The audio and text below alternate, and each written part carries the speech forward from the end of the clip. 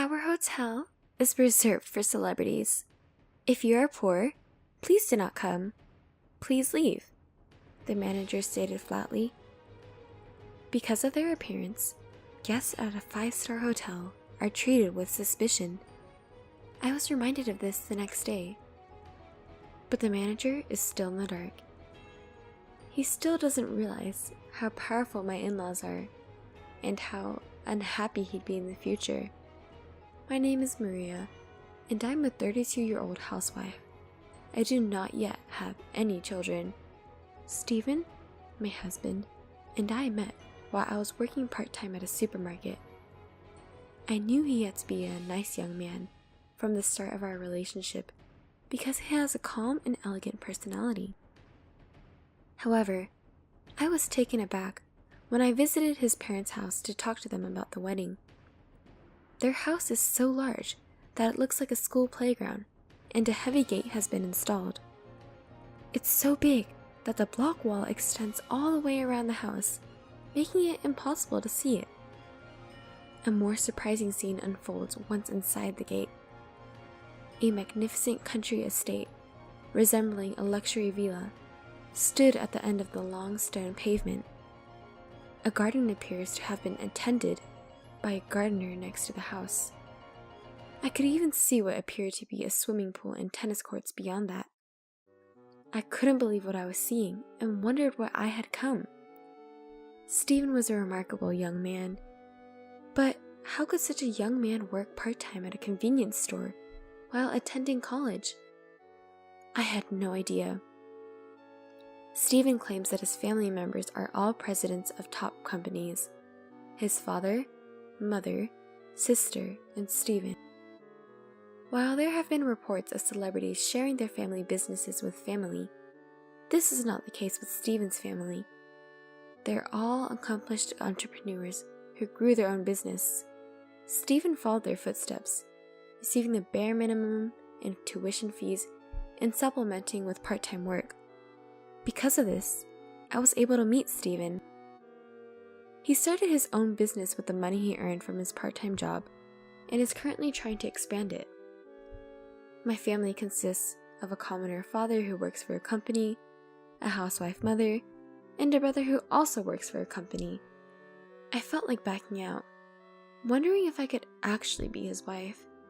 Stephen, on the other hand, was not worried. Your openness and cheerfulness attracted me. You're the only person I want to spend the rest of my life with. I decided to trust and follow him. What about my family-in-law? My heart was almost broken with worry, wondering if they would be let down by a commoner like me. The member of my in-laws' family who greeted me were extremely friendly and warm. They welcomed me with open arms, saying that Stephen had brought a woman home for the first time. Particularly, my father-in-law appeared to like me. Maria, you have very beautiful, clear eyes. Your behavior indicates that you were carefully raised by your parents. Stephen's vision is correct. My mother-in-law and sister-in-law were both extremely gentle and kind, and by the time we left, we had completely opened up and became good friends. My parents also liked the gentle and calm Stephen and agreed to let me marry him right away. We were married after the conversation went smoothly. Stephen had just started his business, and he wanted me to quit my job and become a full-time housewife to support him. We bought an apartment near my in-laws' house and are enjoying our newlywed life, having dinner parties and barbecues at my in-laws' house on occasion. My in-laws are extremely busy, so we have a live-in nanny. She's in her 60s, but they treat the nanny as if she were family, and I am impressed by my in-laws' kindness. I was having a good time knowing that I should be myself without being intimidated by my celebrity in-laws. 3 months since our marriage, we decided to throw a party for my father-in-law's 60th birthday. Stephen and I were going to arrange the hotel because my in-laws had taken such good care of us at the wedding. However, because my husband is working, I will be doing the actual work. I discussed it with Stephen. Your dad likes you a lot, so you can do whatever you want. I don't think he has a preference, so I'm confident he'll be content anywhere and with anything. The most difficult part is saying that I should be able to do whatever I want. When I spoke with my friend, she advised me to look for a high-class hotel if the president of a prestigious company is staying there. I found a 5-star hotel near my parents' house. Of course, because I have no ties with fancy hotels, I have never visited. Well, I assumed it had to be a good hotel, but I figured I'd have to see it for myself. First, I decided to check out the hotel. I was nervous about going alone, so I invited my best friend from high school to accompany me. I was impressed by the restaurant's extremely polite and courteous service when I called to make a reservation for lunch. This is a 5-star establishment. I thought I was dressed rather formally and nicely for a first-class hotel. I wore a white blouse with a black tight skirt and black pumps. My friend wore a nice flower print dress and pin-heeled boots as well. I felt happy and excited, as if I were about to embark on a trip. I had no idea I'd have such an unbelievable time there. I drove there in my car, which I've had since I was single, and was directed to the hotel parking lot at the roundabout in front of the entrance. The person who gave me directions was very pleasant and polite. At the time, I noticed a man in the lobby staring at me with a stern look. He wore a fine suit and stood tall and straight, his hair neatly parted into a parted style. He appeared to be a hotel employee, but we didn't recognize him. I was perplexed as to why he was staring at us so intently. There was a line of luxury black cars in the underground parking lot, and my car looked out of place. Some people were coming in chauffeur-driven cars and having their doors open for them, as I had noticed earlier at the roundabout, which made me feel a little self-conscious. I considered hailing a cab, but that would have been a waste of time because I wasn't far from home. The person who had just stared at my friend and I approached us as we entered the hotel. "You don't seem to fit in with this hotel. Can I assist you?" He said it politely, but I felt he was being very rude with his words. "I had made a reservation here for lunch. What do you mean by unsuitable for the hotel?" I inquired. The taller man continued to speak while looking down at me from above. "You came in a very ordinary car, but no one drives that kind of car in this hotel," the tall man continued. "Your clothing is also very..." He laughed when he said that. My face began to turn red. What a snobbish attitude.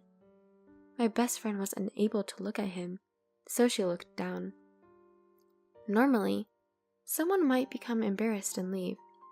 I have a strong temperament, despite the fact that I appear to be a quiet person, and I wanted to know who was saying these hurtful things about me. I was curious as to who this rude person was. "Are you employed by this hotel?" I said, glaring at him. "I am the manager of this 5-star hotel." I thought to myself, I know he's the manager, but mentioning the 5 stars is just ridiculous. I had a thought, but did not express it aloud. His response irritated me greatly. "Does this hotel judge its guests based on their cars and appearance, and change its attitude depending on who they are?" I responded without giving up the fight. The manager sniffed and snorted in response. "A hotel's clientele is appropriate for its stature. It is necessary to maintain that dignity in order for guests to feel at ease and relaxed." I think I was getting a little irritated myself. "Are you saying we're degrading your hotel?" The manager's tongue clicked. I felt bad for my friend who I invited, and I considered canceling the reservation and returning home. Then, an elderly hotel employee approached me and asked, "Ma'am, may I assist you?" When I told him I had a lunch reservation, he bowed to the manager and said, "I'll take you to the restaurant." He accompanied me to the restaurant. The manager gave me a bitter look, as if he still had something to say to me. The hotel employee who showed us around was pleasant, unlike the manager. "You've come all this way. I'm sorry you've had such a bad experience. I'm sure you felt uneasy. I'm sorry. We are well known for our delicious cuisine. Please, have a pleasant stay." That man was quite young for a manager.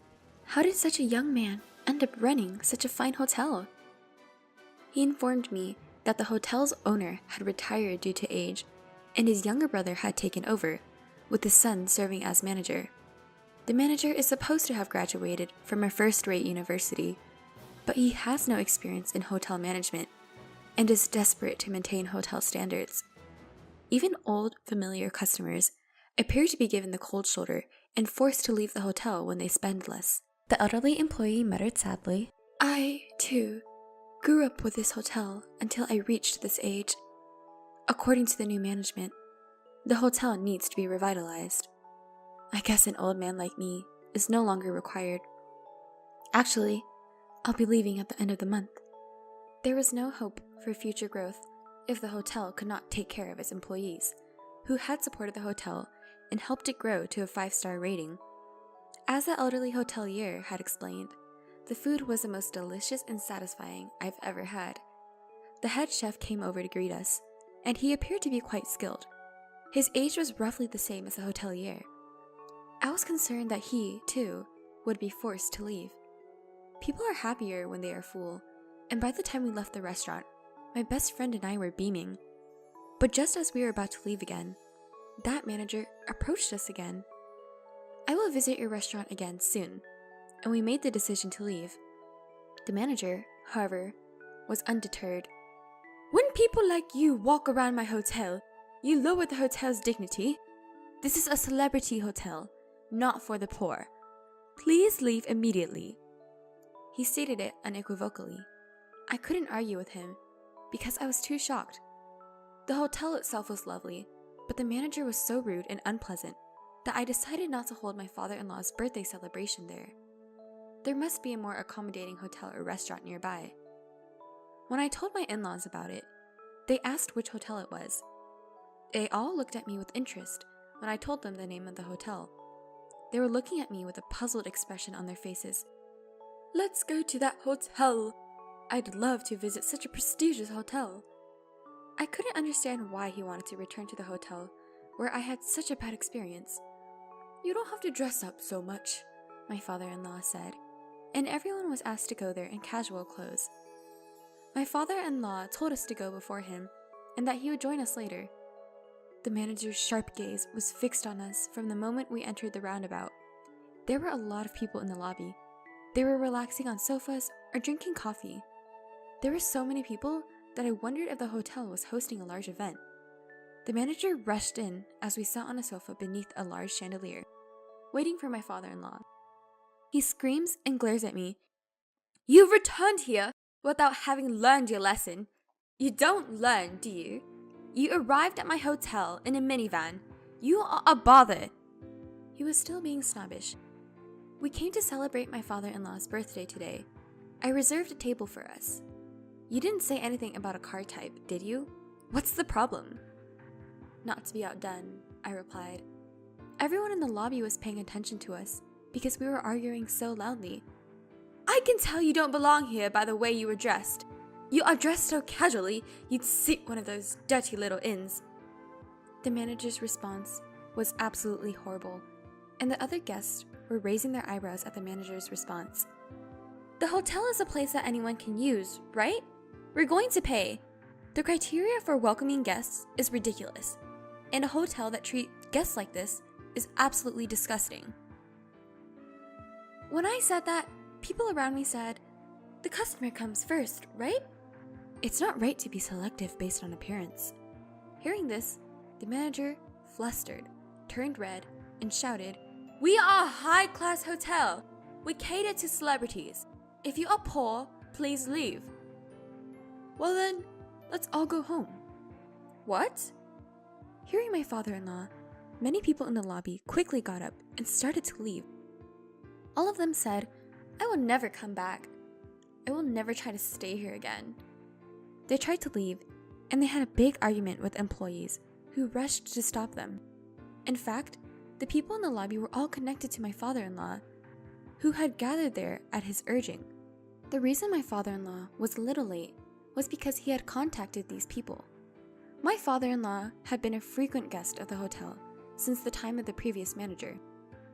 He was so busy at the beginning, he would often pop into the hotel in his work clothes, but he fell in love with the hotel's way of treating every guest with the utmost respect. My father-in-law's company used to throw a lavish party here every year. He introduced the hotel to his family, and they often used this hotel as well.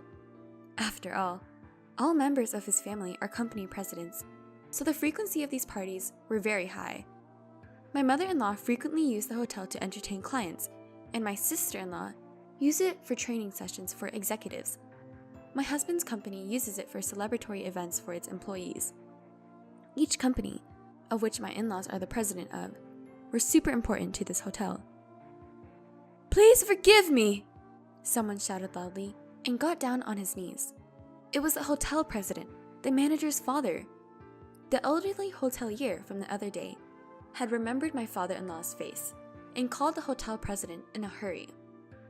He apologized for the rudeness of his idiot son and made the manager get down on his knees as well. "I am truly sorry, sir, but if you were the president, I would treat you differently if you had told me. It is bad of you to use poor people to make reservations." He made excuses. It seems like there is nothing to say to this person. "You're apologizing to the wrong person. It was my son's wife that the manager got treated badly. She is a kind-hearted girl whom I cherish as much as my daughter. You should remember who the hotel is originally for. I have gratitude to your predecessor here, and I had been very close to him, but now it is time for me to end it." We left that 5-star hotel.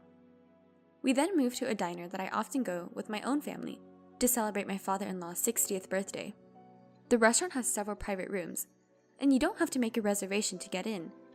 The food was excellent, and my in-laws were delighted with the cozy atmosphere. My father-in-law suggested that we invite my parents as well, so they joined us and we had a grand and lively celebration. My husband and I paid for the party. Since it is a common restaurant, it isn't that much of a burden. I thought once again that we would continue to be steadfast in our creed of not getting carried away by money and not being misunderstood. Later, according to a rumor, the manager was fired and forced to start again as a cleaner. However, it was difficult to regain the reputation that once fell to the ground, and 2 years later, the hotel was closed. The next time I passed the hotel, the glass was broken, the tables and couches inside were piled up in front of the roundabout, and it had turned into a wasteland.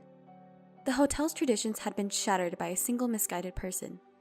My father-in-law, who originally grew up in a typical family, and I get along very well, and I enjoy spending time with my husband and my in-laws. Now that we know I am pregnant, everyone is looking forward to it.